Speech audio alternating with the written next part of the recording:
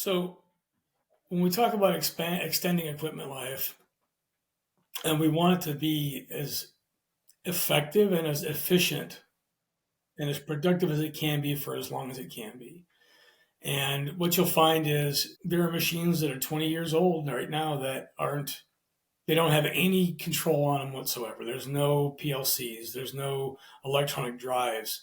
They're still being operated in a very manual way with a lot of timing, camshafts, and the like. And there are ways you can update those machines to add those controls. Almost any machine can be done that way so they can be a little more automated and connected.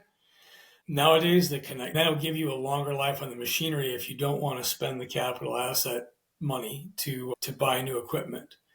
However, in the last 5 to 7 years, the technology's been getting cheaper on a lot of these things to add automation, but then the technology's also changed on these machines that there's a pretty good case for buying new equipment now because it's cheaper and you're going to be set for at least the next 5 to 10 years. There's one caveat with technology, though. It's almost cliche. So if I buy a laptop in 30 days, that laptop is obsolete. Especially, and if you buy a powerhouse laptop, you're going to spend $3,000 for the latest and greatest. And in 18 months, that same laptop's worth $200 because things are much better and much faster. They're much cleaner. They got better screens on them.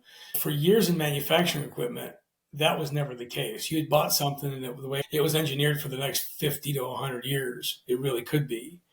Nowadays, that newer equipment and the technology that powers the equipment needs constant revision, constant updates. So one of the things that happens that people, I don't think organizations get, is IoT is great, AI is great, but once you've become more software dependent, more electronically dependent, you are now a slave to that firmware and to that software. And the latest and greatest needs to constantly be updated. And you can't just let it sit stagnant. You need changes.